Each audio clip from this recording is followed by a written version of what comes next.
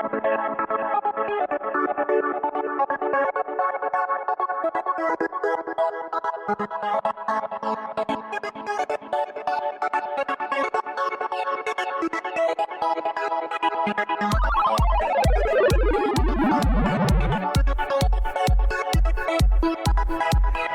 turn to page 87 of the Instruction Booklet.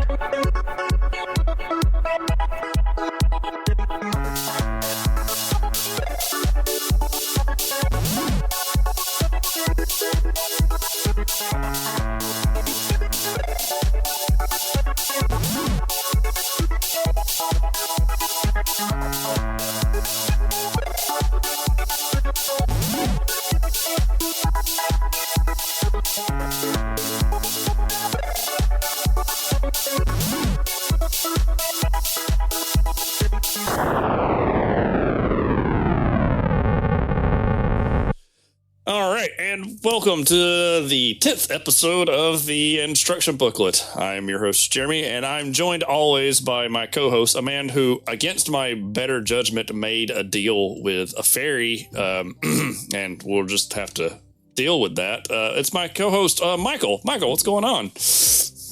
Yes, he's referring to Nightingale. Man, so it's on the wall. It says no fairy deals. Yeah.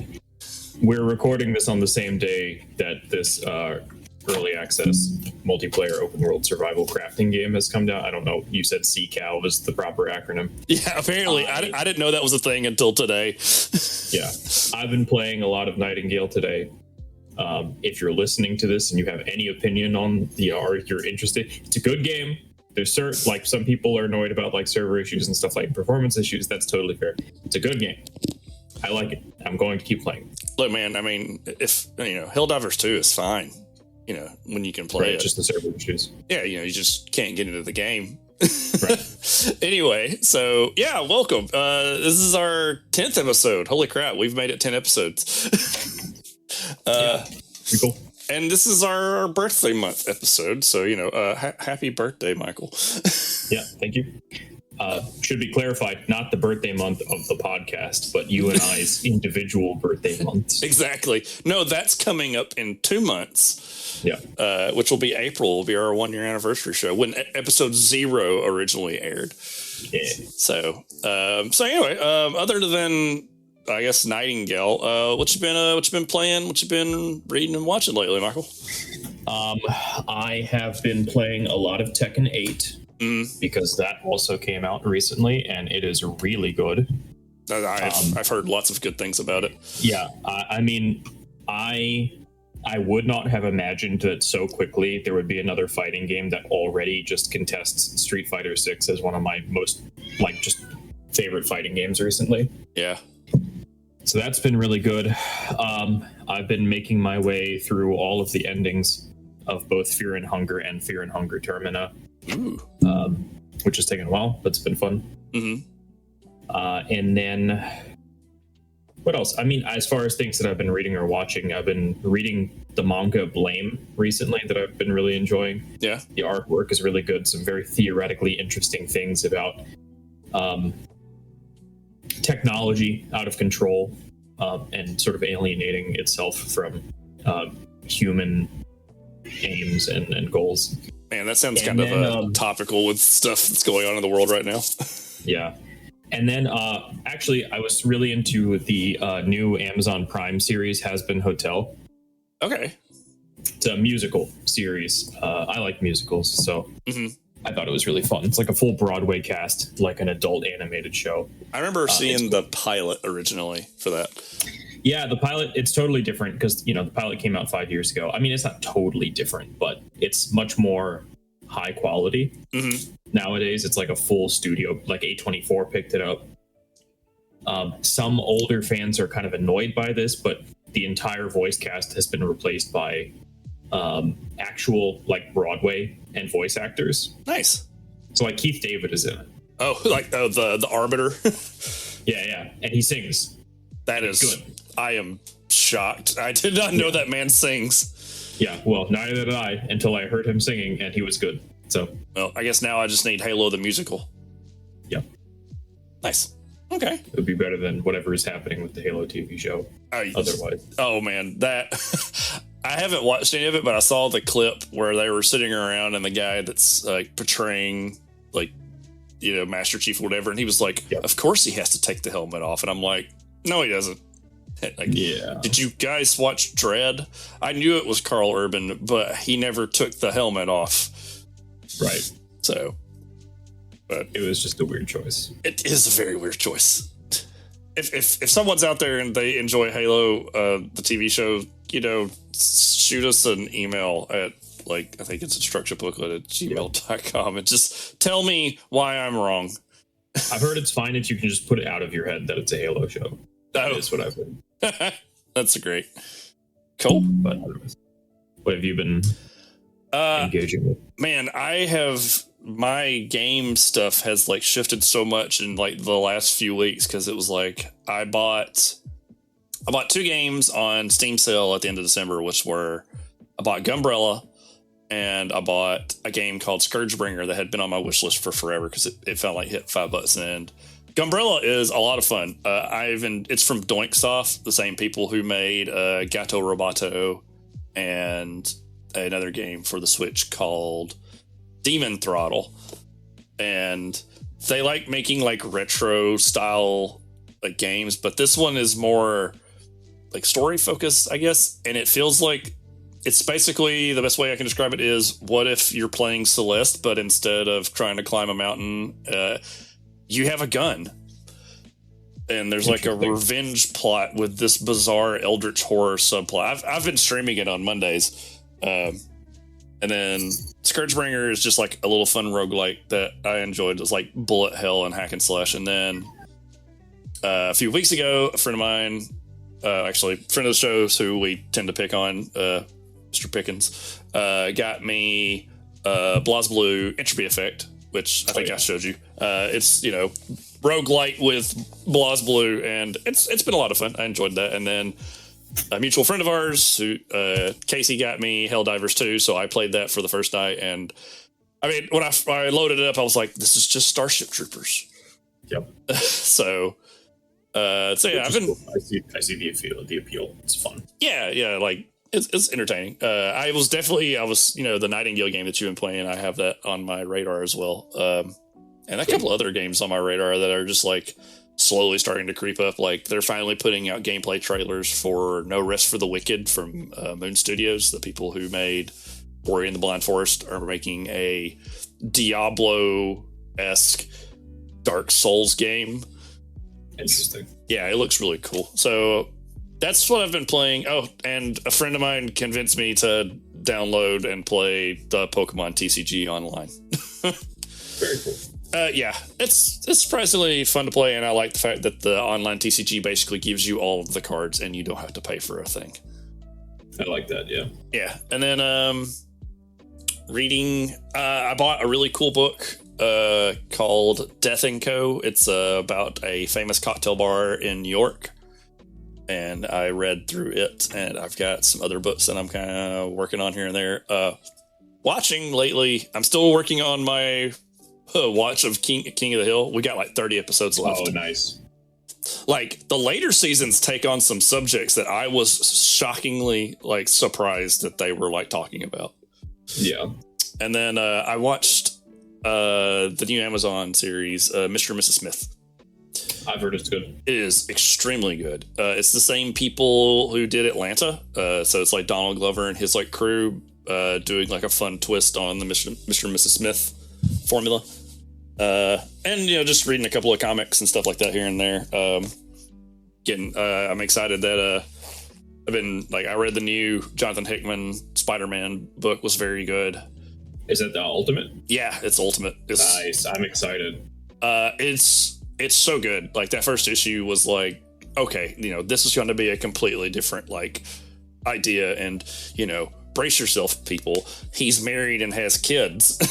Yeah, it couldn't happen to 616 Peter Parker, so they let it happen to Ultimate Peter Parker. Yeah, and the whole setup for the new Ultimate Universe has been like kind of fantastic. So that's great. I like I mean, you know, it was mishandled, but I liked the idea of Ultimates. Mm-hmm. And I liked the maker a lot. So Yeah, he's and so far they've already taken some like interesting choices, so I won't spoil anything from there. So yeah, no, it's been a nice little month of just playing games and such. But anyway, I guess seeing as both of us had a physical birthday this month, we decided for our choice of an episode, because it was also an off month, was we were going to celebrate a little indie game that maybe no one hasn't heard of called Dungeons and Dragons. Yeah, it turned 50 this year. The game Dungeons and Dragons originally come out in 1974, and I was just like, well, we're kind of in this fun time period right now in the early 80s where we're talking about with the history, and surprisingly enough, D&D has really influenced video games in, I think, more ways than people realize. You wouldn't think that D&D would influence stuff like, Call of Duty or the newest NBA game, but it kind of has. So yeah, we're going to talk about Dungeons and Dragons' influence on video games today. We're going to have it kind of break down into 3 sections. We're going to do a little recap of talking about where D&D started, how it kind of grew. We're going to talk about early developments with D&D and games, and then we're going to talk about how D&D's influenced games today, and then we'll kind of wrap it up there. So I know, Michael, you've been excited about this episode for a little while. Yes. I had to do a lot of research into kind of the history of role-playing games, both tabletop and computer, last semester while I was writing the first chapter of my dissertation that I needed to write in order to get candidacy. Yeah. And so actually what I was thinking that I would do here when we're going over the history, because I've got a lot of this written already, is I can actually read some excerpts from my dissertation, because I think it presents the information quite well. Okay. I'll just try my best to not be stiff like I'm reading. Right. But yeah, I'll go ahead and jump right into it. Yeah, go for it, man. So a lot of people think that, just some foreground, a lot of people think that the hobby of Dungeons and Dragons originally comes from a bunch of nerds hanging out in, arcades or, their mom's basements or something, just huddled around reading Lord of the Rings. And that's partially true. Yeah. But actually, before troops of college students meeting in dorm rooms or renting out library study rooms for their weekly games of D&D or even Vampire the Masquerade, there were studious cadets in 17th century Prussian military academies simulating battles on the tabletop as a means of honing their strategic acumen regarding the art of war. One of the earliest examples of the latter is Christopher Weichmann's Königspiel, developed in 1664 as a modified version of chess. Game developers like Weichmann believed that players would learn useful military and political principles from games such as Königspiel, as these games sought to accurately simulate the dynamics of war rather than merely symbolize war in a more abstract way as chess might. So there was a practical point to playing these games. They served kind of an instrumental function towards some end, which was, in this case, actually learning to be better military commanders. Okay. And after the unexpected defeat of France in the Franco-Prussian War in 1871, war games began to receive more widespread attention for their uses in military academies, as this outcome for the war was at least partially attributed to their use in Prussian military academies. And less than a decade later, the United States introduced Charles Toten's wargame Strategos into the Naval War College. Oh, most of this information, by the way, you can find in Joseph Laycock's book Dangerous Games, which is about the moral panic surrounding Dungeons and Dragons that kind of happened in the 80s and 90s. Very good book. He does a lot of historicizing for early D&D. So I just want to shout out that book if you want to learn more about this kind of stuff. Right. I remember, it's kind of interesting because I know of Strategio because I had that as a kid growing up. Yeah, I mean, some of these games are still around. Yeah, it's kind of wild because, I mean, you think about chess. Chess is still super popular today. I mean, I see YouTube videos all the time of some person chess grandmaster beats hustler or something like that. So chess is having a moment right now. It is very much so, and it's kind of interesting. But it's neat to think about how those kind of like early thoughts on games, like, you know, start to kind of form this basis. Right. Yeah. So outside the military, you have like, military academy war games. Outside the military, the Western public began to take slowly to wargaming in the early 20th century, though the hobby would not see major commercial success until the mid-century with games like Charles Roberts' Tactics and Gettysburg in the 1950s and then 1960s, respectively. One funny example, H.G. Wells, the sci-fi author, he had his own war game that he published or released, I guess, in 1913 called Little Wars, a game for boys from 12 years of age to 150. For that more intelligent sort of girl who likes boys' games and books. That is a wide thing. Yeah. Which is crazy. But anyway. Also, scholar Matt Barton explains that although the professional activity and the hobby have much in common, they are often differentiated as war gaming and wargaming, the former designating the professional and the latter the hobbyist games. So there's a space in between war and gaming in the more professional version. Oh, okay. And then it wasn't until the latter half of the 20th century that wargaming began to cross-pollinate with elements of fantasy and science fiction pop culture, at which point it became increasingly commonplace to see wizards and dragons take their place at the table alongside Roman phalanxes and German panzer tanks. Gary Gygax and Dave Arneson, two wargaming enthusiasts who would later go on to create Dungeons & Dragons in 1974, would both independently experiment with fantasy additions to their war games around 1970. In 1971, Gygax and Jeff Perrin published their medieval wargame Chainmail, and 1 year after published a second edition with fantasy elements that would be right at home in Lord of the Rings. Elves, dwarves, orcs, ents, balrogs, etc. Okay. Meanwhile, Arneson saw success with a game called Blackmore in 1971 that saw players take on the role of modern-day college students sent back in time trying to survive an anachronistic medieval setting. Blackmore featured a significantly reduced scale to its play, each player assuming the role of individual characters rather than filling the role of a commander in charge of an entire army, as players had traditionally done for many older war games. Like older war games, however, Blackmore often featured an ongoing quote-unquote campaign of connected games, so that's where that term comes from, by the way. Campaign of connected games, where the events of subsequent play sessions would continue from the events of the previous sessions. The term campaign is still used in this way by many D&D tables, though other, tabletop role-playing games like the World of Darkness use more narratively inspired terms like chronicle. Right.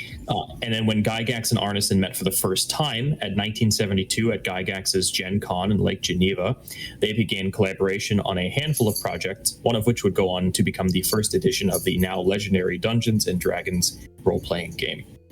And the unprecedented success of D&D saw a wave of imitators over the course of the decade as the era of the modern role-playing game had officially begun.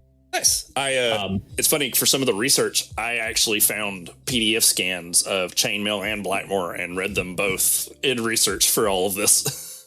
Yep. I do think that they still kind of have like a cult following. Obviously, they're not insanely popular anymore now that D&D is a thing.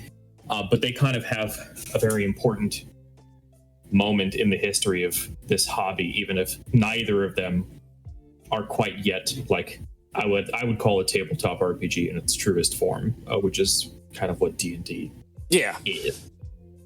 It was interesting, like reading through like Chainmail and Blackmore, like in preparation for all this, because it was like some of the language is like so detailed. Like they talk about like the steps of combat, and there was like 5 or 6 pages worth of stuff where it's just like I think Blackmore in particular was like, there's a whole like section where they just discuss like how ranged combat works versus melee combat, and the dice system was completely different, and stats were not really a thing. And even in both of them, because that's like in like for like the later sections and stuff like that, just looking at terminology, like the words that we know, like you mentioned like campaign, but like hit points and experience points and assigning stats to like strength, dex, charisma, and all that stuff. they're not really existent in these earlier like versions of these games. It's not really until like D&D starts to coalesce that they start, forming. It was interesting to read because like, Gygax was more like the kind of the big picture person where he was like looking at like, he wasn't like as much as the mechanical rules as what's the guy's name? Arneson. Yeah, Arneson was. Arneson was more like involved with like the nuts and bolts kind of stuff. Mm-hmm. So there's an interesting dynamic between the two of them. Yeah, neither of them though were really that interested in, I guess, D&D as a storytelling thing right away. I mean, like I think Gygax has even said, and I don't have an exact quote, but I'm pretty sure he said that D&D was more so about like similar to a war game. Yeah, it was meant to be a mechanical strategy thing where you controlled a wizard instead of a soldier necessarily. Right. They both approached it from this war game like strategy mentality than how we perceive it today as like, someone crafting this like experience for you. Right.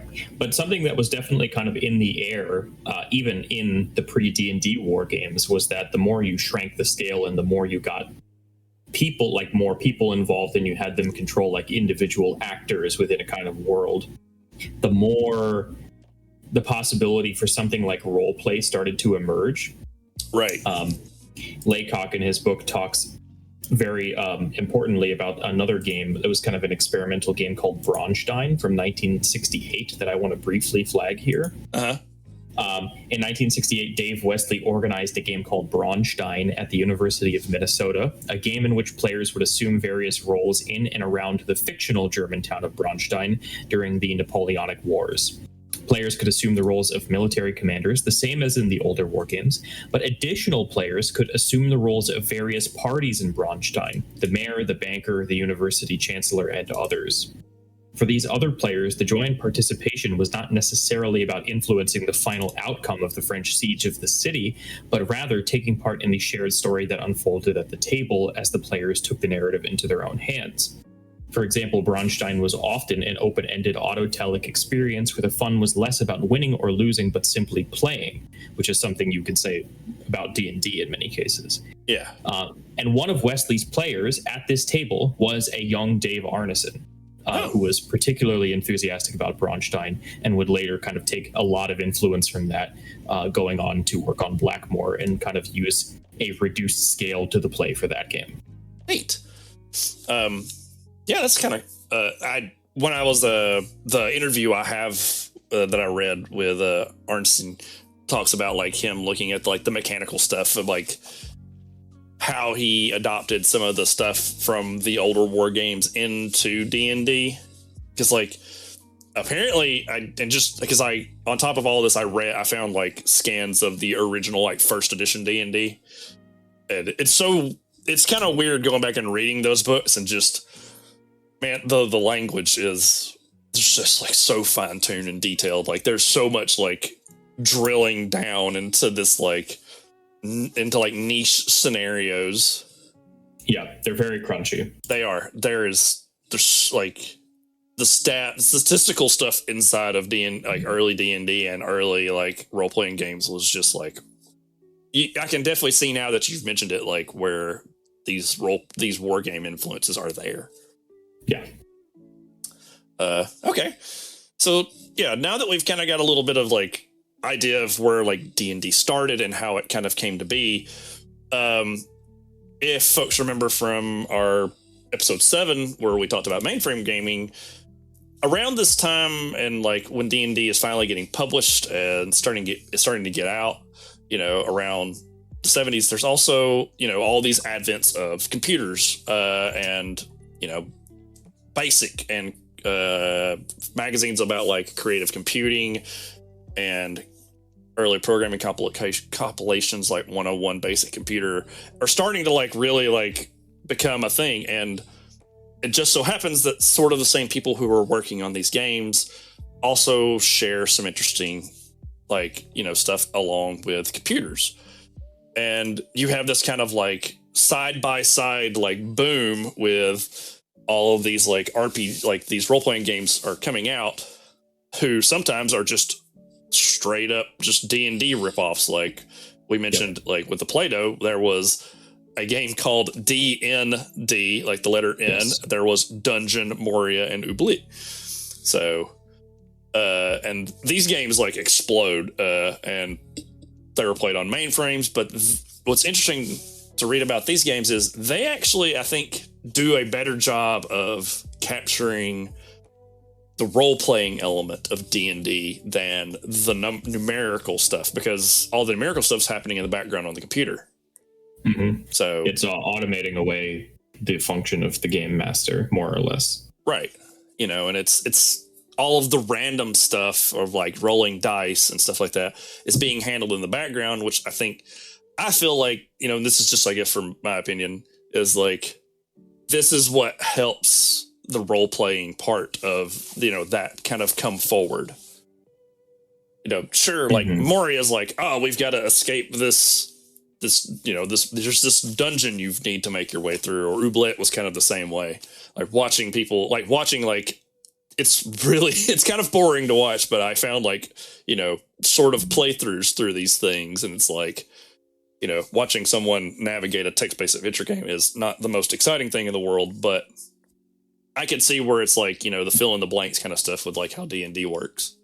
Yeah. The random generation too, for how those games worked. And by the way, I just want to flag that games like some of the earliest D&D ripoffs on computers, and we've talked about this a little bit before, but like Petit 5 and D&D came out less than a year after the release of the first edition of D&D. Right. So in 1974, you had D&D first edition, and then as soon as 1975, you had Petit 5 and then D&D. I mean, these games were very quick, you know, some of these computer hackers and designers to start ferrying things over to a more digital mainframe. But the randomness, I think, really also kind of added to the communal storytelling aspect of it. Mm-hmm. It wasn't as simple as, you know, oh, we all had the same experience because we played the same video game. There was kind of this element of like, oh my gosh, this guy's starting up a new run. What's going to happen? Almost like if you or I watch a stream, you know, somebody playing like a roguelite. Yeah. There is a joy almost in seeing the ways in which the narratives emerge from the game's RNG based systems. Right. I will say there's a very funny anecdote that Brian Deere talks about in the Friendly Orange Glow, where one of the algorithm commands, I'm not a computer programmer. If I ever say anything that totally embarrasses me as far as like my inability to grasp computer programming, then my viewers or listeners will just have to forgive me. Or just flail you on the internet. Yeah. Tag me and tell me I'm wrong. There was a command line in many of these early games called Randu. It's like RANDU. That was basically the algorithm, I think, that governed the random number generator that basically allowed these RPGs to work.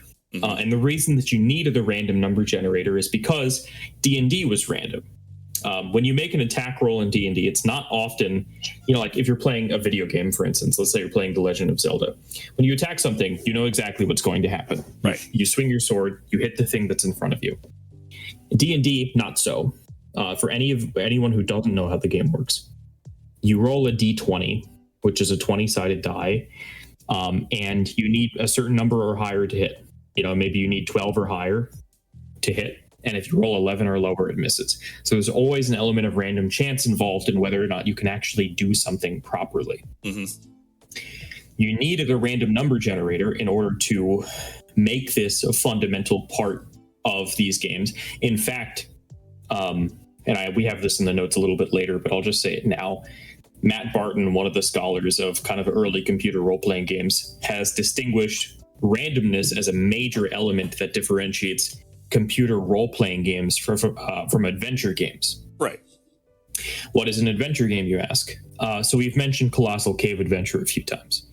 Just a few times. Yeah, just a few times. It might be the most mentioned game on this podcast at this point. Right.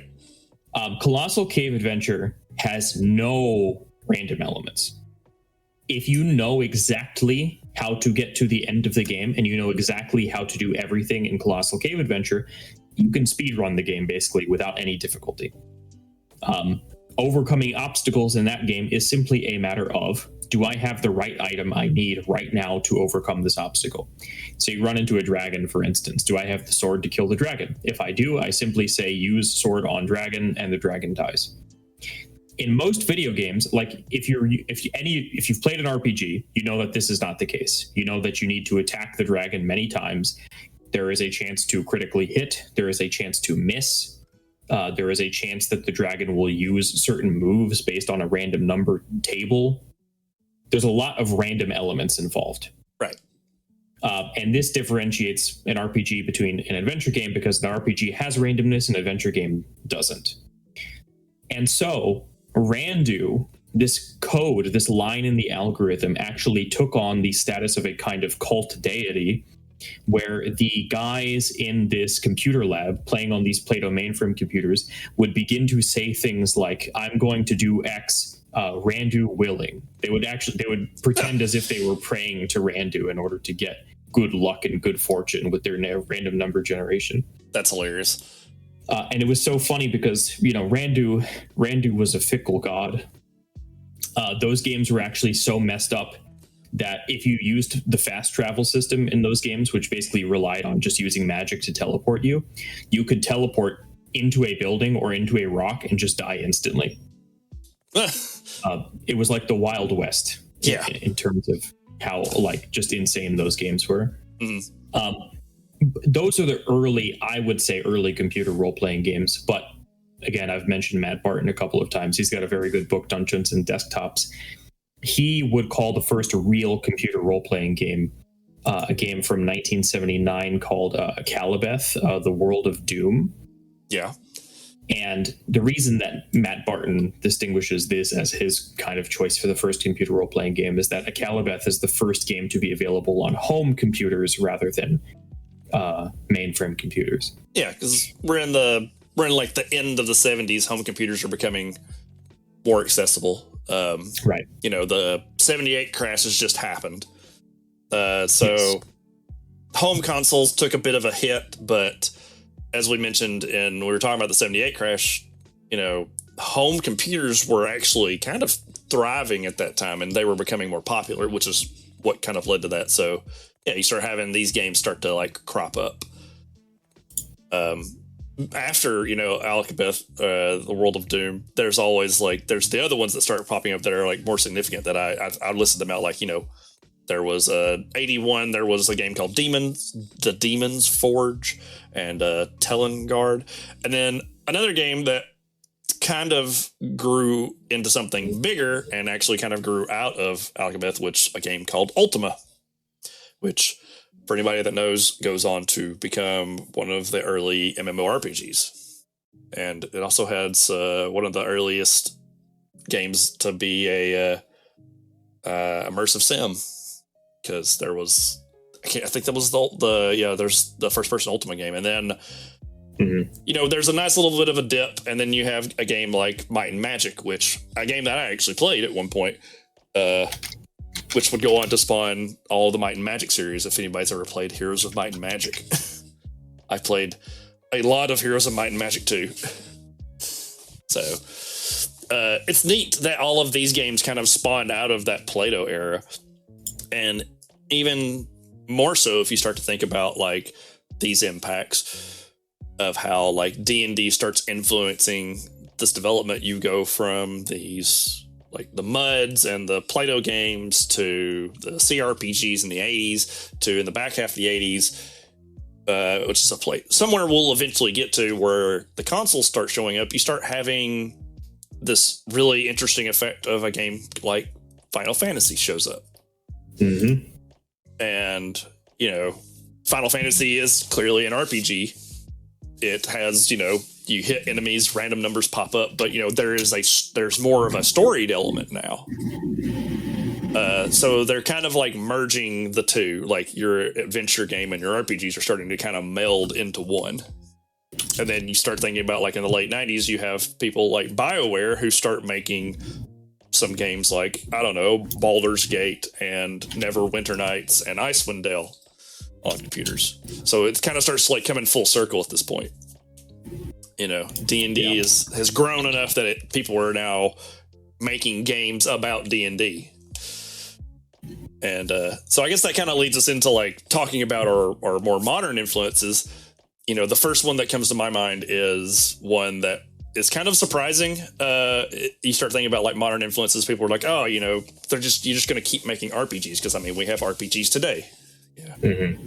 But in the late 80s, there was a group of guys that got together, with John Carmack and John Romero make this company called id and make this like blockbuster game called Doom. And everybody's like, oh, that game's amazing. And then you find out that the game that split the two people apart was originally based on a D&D campaign, and it was a game called Quake. Mm-hmm. So, here's this game Quake that was originally supposed to be a hack and slash Dungeons and Dragons campaign. In fact, the villain Quake was taken from their home D&D game. And instead, apparently, I think I watched some of the documentary about Masters of Doom, and it was like they were sitting around one day and just like, what if we put guns in it? And I was just like, wow. It's always a good question to ask. Yeah. So it goes to show you how like D&D didn't just create more RPGs. Kind of like how I was referencing earlier on, terms like HP or hit points and EXP or experience points and character stats start building outside of D&D.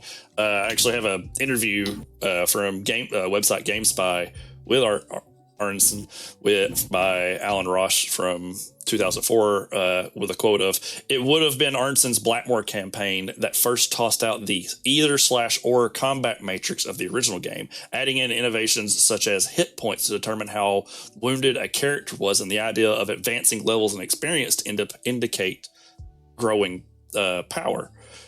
And from that same interview, there was Arneson says, "I adopted the rules I had done earlier from a Civil War game called Ironclads that had hit points and armor class. It meant that players had a chance to live longer and do more.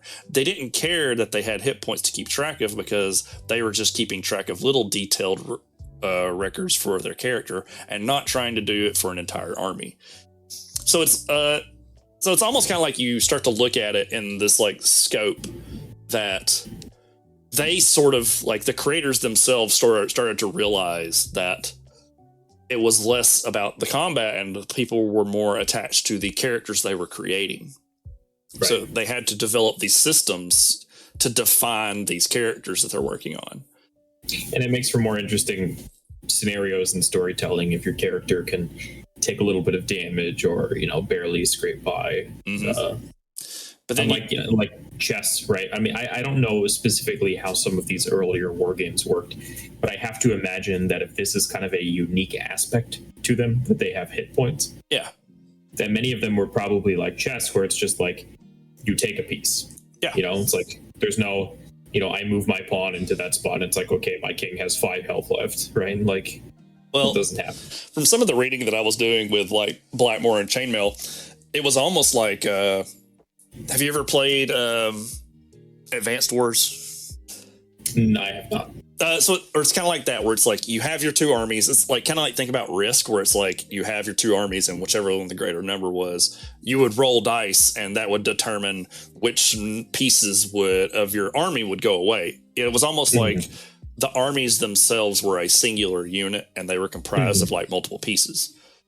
So, another quote talking about the experience system from an article on the website Growth Engineering. It's called Gamification and Learning How to Use Experience Points. Point system have been used in games for almost as long as games have existed. After all, there has to be some way of keeping track of who's winning and who's losing. However, we have David Arneson and Gary Gygax to thank for the creation and the popularization of the full-fledged experience point system.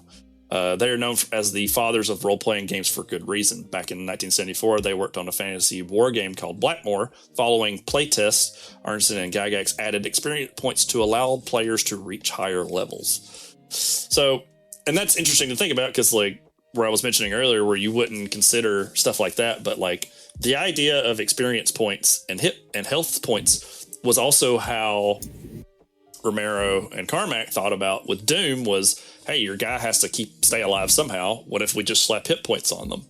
You know, Mario doesn't have an HP gauge in these original Super Mario Brothers. If he just gets hit, he dies. That's true, yeah. But, you know, but then when you think about like original Final Fantasy, your characters have HP and they gain experience points to gain levels and they can advance into new classes. And if you really think about it, the first Final Fantasy is more of a traditional role-playing game than, say, like Final Fantasy VII.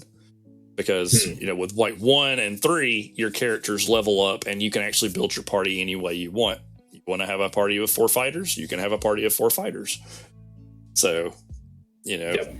Leveling is also something that is important to kind of flag in distinguishing, like I was saying earlier, adventure games versus role-playing games. Because, again, in adventure games, you just need the right thing and you just solve the problem. Role-playing games, by virtue of the fact that there are degrees of ambiguity in whether or not you can do something, how do you get rid of that ambiguity? You make your character stronger. Yeah. And so in older RPGs, it's very common to have these, you know, moments where it's like, the game is telling me to go here to fight the next boss. I simply am not strong enough. And so I'm just going to stand outside the temple of whatever and kill mobs until I'm level 10 so I can go fight the boss. Right.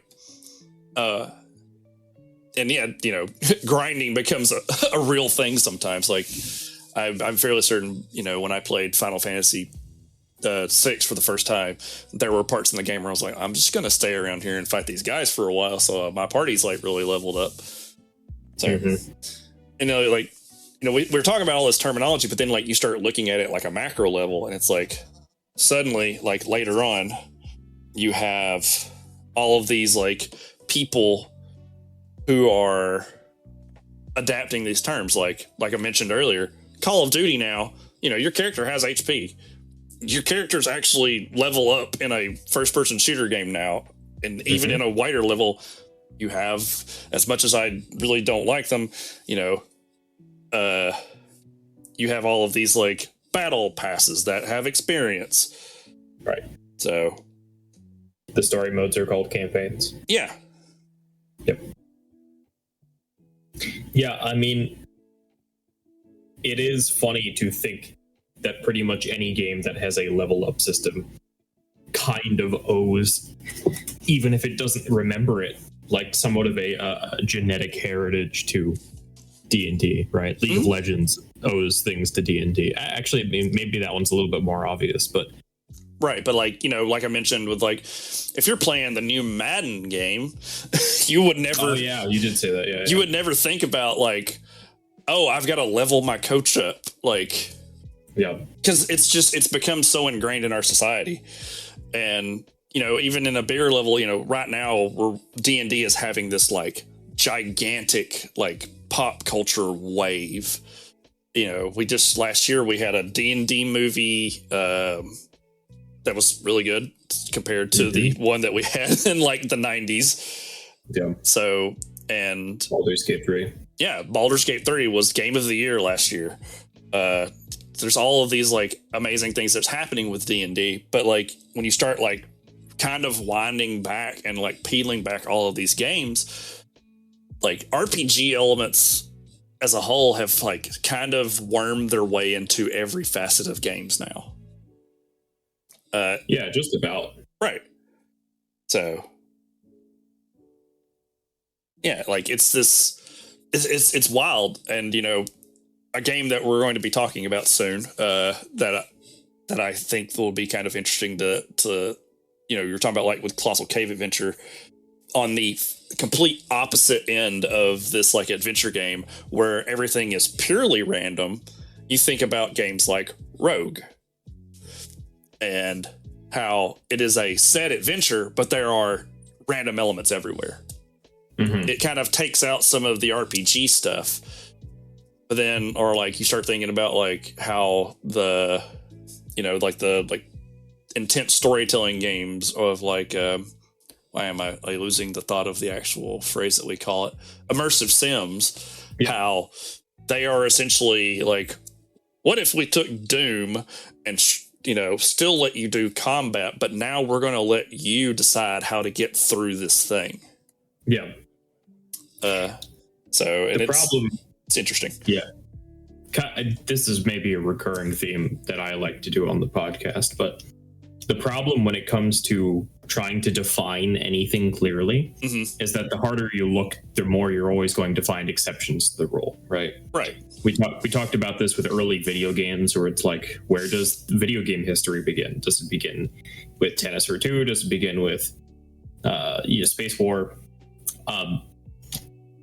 I gave that suggestion that Barton sort of offers as to the difference between an RPG as an adventure game as a useful kind of roadmap or guideline for very early RPGs and very early adventure games. Nowadays, when thinking about kind of the lingering influence of D&D on the video game industry and RPGs more broadly, it is much harder to kind of point to games in those terms and say, this is an RPG, this is not an RPG. We're going to be talking about the Souls games eventually. And, there's almost nothing, maybe not almost nothing. I think one of the reasons that Dark Souls has achieved so much success as it has is that it's fair in many cases, despite being very challenging. Yeah.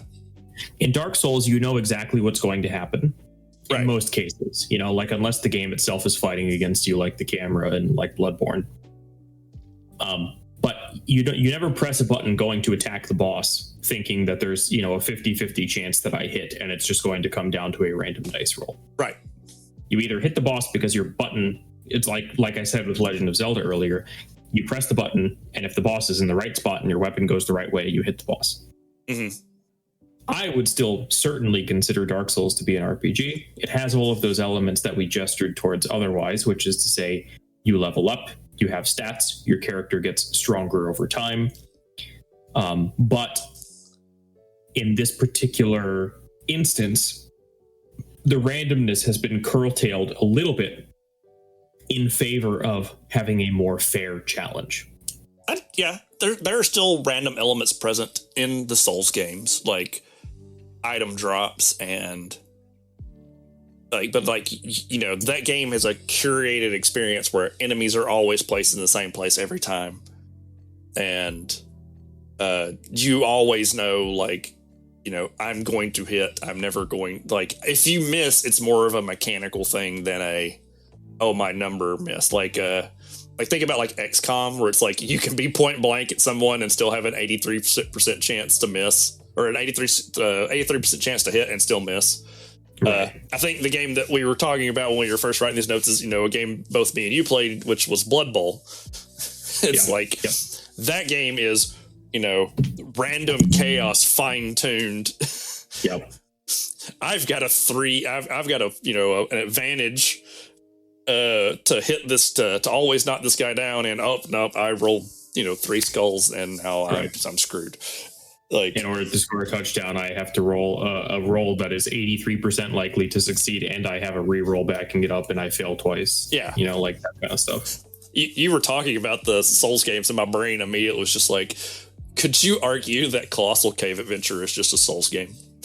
I'm sure. I mean, what is the other game? Kingsfield. Kingsfield was that was the originator of those, and then it was Demon's Souls. So I would say Kingsfield certainly owes some of its identity to Colossal Cave Adventure. I mean, there's obvious parallels between those games. When you brought it up earlier, you were if you know where the sword is to kill the dragon, you can just go straight to it. And my brain was just if I know where this weapon is and the opening of Dark Souls, I can just go get it. And then... Right. I mean, if I know how to get the Gravelord Greatsword, some of my favorite runs in Dark Souls 1 have been sequence breaking to go straight down to Nito to get the Gravelord Greatsword. Yeah. And you can one-shot many of the early bosses. So it's interesting to think about that kind of where how I mentioned it, we were talking about you had all these games, and then suddenly in the 90s, BioWare's like, we want to make a D&D game. And it's like, it kind of starts like looping back around on itself, where it's like, people start taking all of these like elements. It's like, it's almost like they look at D&D and they take like specific elements of D&D and apply it to their thing. Yep.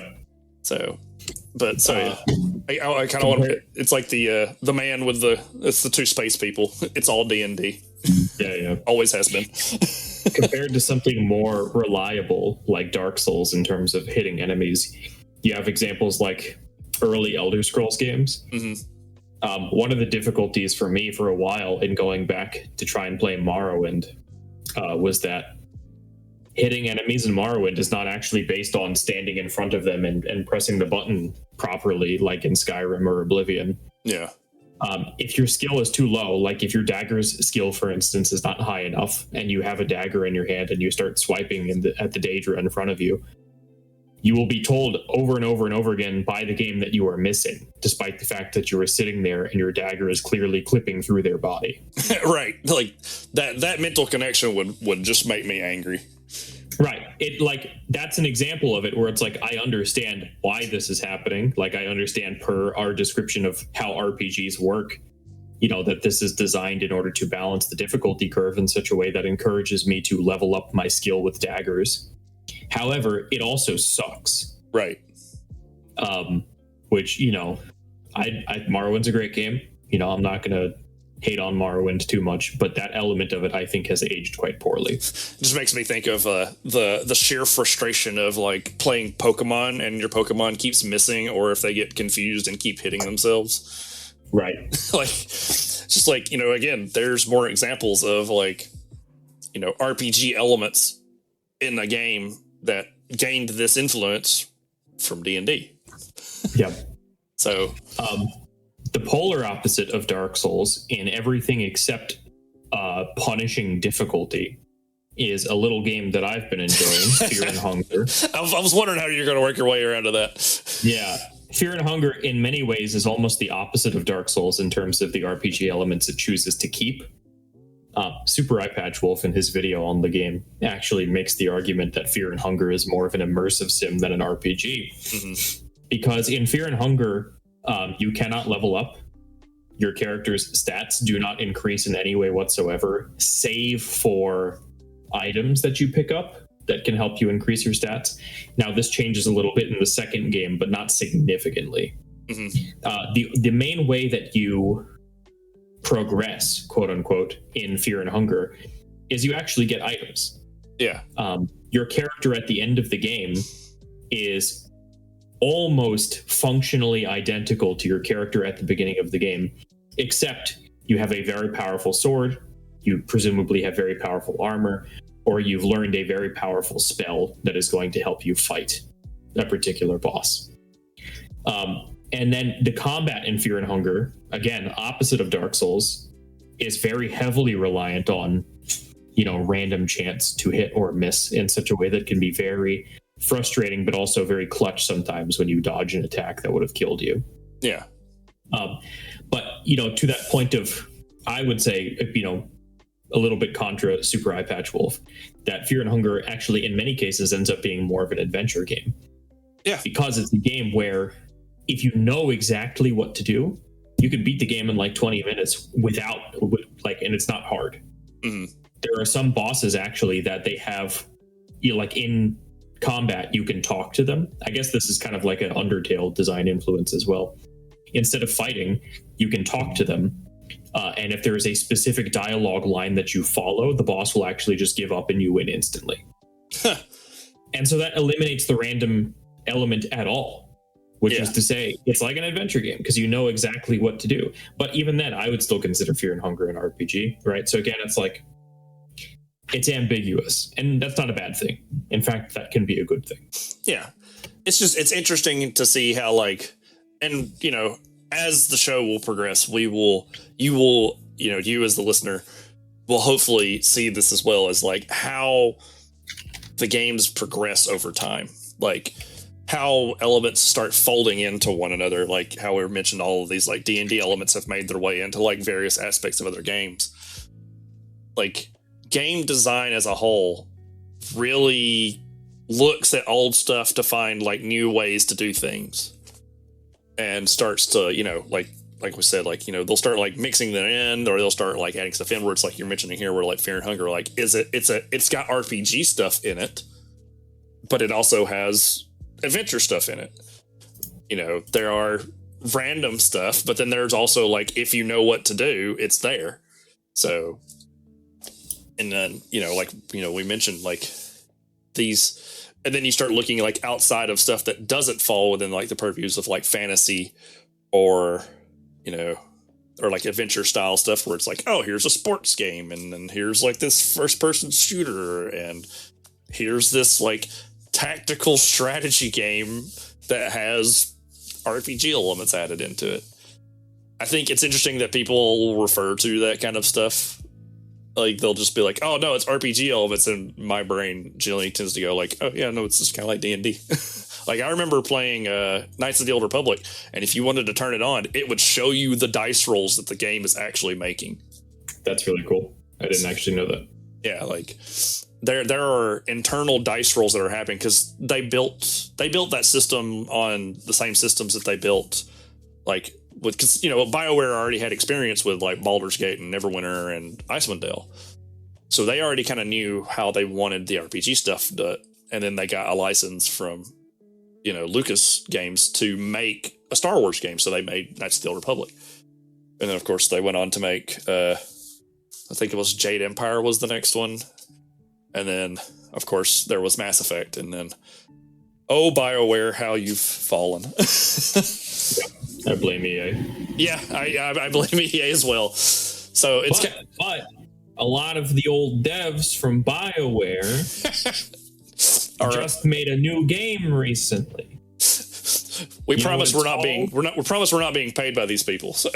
It's called The Nightingale, and I'm playing it. Maybe at some point we'll stream some of it. Yeah, and dare I say, Nightingale has RPG elements. Yeah. At some point, as far as we're going, we're gonna have to just stream us playing Colossal Cave Adventure. Yep. As much as we keep bringing it up and talking about it. Yep. So. Yep. All right. Well, that kind of like hopefully confused the hell out of you as a listener. I mean, no, honestly, it didn't. I think it's we're. Just remember, everything's D&D. Yes. I feel like I need to make that meme now and just post it on our social media of just the two. It's all D&D. Always has been.